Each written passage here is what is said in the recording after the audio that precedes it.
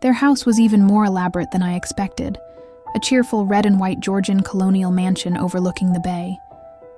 The front was broken by a line of French windows, glowing now with reflected gold, and wide open to the warm, windy afternoon. And Tom Buchanan in riding clothes was standing with his legs apart on the front porch. He had changed since his New Haven years. Now he was a sturdy, straw-haired man of 30, with a rather hard mouth and a supercilious manner.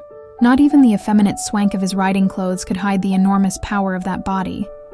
He seemed to fill those glistening boots until he strained the top lacing, and you could see a great pack of muscle shifting when his shoulder moved under his thin coat. His speaking voice, a gruff husky tenor, added to the impression of fractiousness he conveyed. There was a touch of paternal contempt in it, even toward people he liked, and there were men at New Haven who had hated his guts. "Now, don't think my opinion on these matters is final," he seemed to say, "just because I'm stronger and more of a man than you are." We were in the same senior society, and while we were never intimate, I always had the impression that he approved of me and wanted me to like him with some harsh, defiant wistfulness of his own. We talked for a few minutes on the sunny porch. "I've got a nice place here," he said, his eyes flashing about restlessly. Turning me around by one arm, he moved a broad, flat hand along the front vista, including in its sweep a sunken Italian garden, a half-acre of deep, pungent roses, and a snub-nosed motorboat that bumped the tide offshore. It belonged to Demand the oil man. He turned me around again, politely and abruptly. "We'll go inside." We walked through a high hallway into a bright, rosy-colored space, fragilely bound into the house by French windows at either end.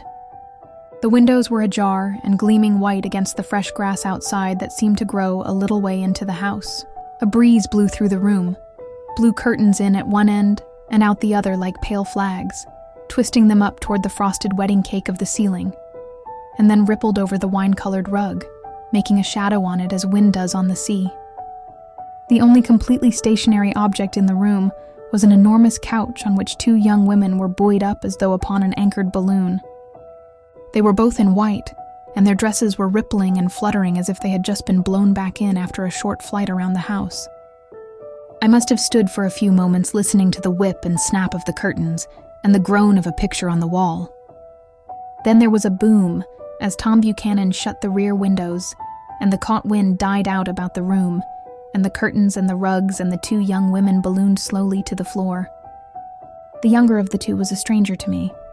She was extended full length at her end of the divan, completely motionless, and with her chin raised a little, as if she were balancing something on it which was quite likely to fall. If she saw me out of the corner of her eyes, she gave no hint of it. Indeed, I was almost surprised into murmuring an apology for having disturbed her by coming in. The other girl, Daisy, made an attempt to rise. She leaned slightly forward with a conscientious expression. Then she laughed. An absurd, charming little laugh. And I laughed too and came forward into the room. I'm paralyzed with happiness. She laughed again, as if she said something very witty, and held my hand for a moment, looking up into my face, promising that there was no one in the world she so much wanted to see. That was a way she had. She hinted in a murmur that the surname of the balancing girl was Baker. I've heard it said that Daisy's murmur was only to make people lean toward her, an irrelevant criticism that made it no less charming. At any rate, Miss Baker's lips fluttered. She nodded at me almost imperceptibly, and then quickly tipped her head back again. The object she was balancing had obviously tottered a little and given her something of a fright.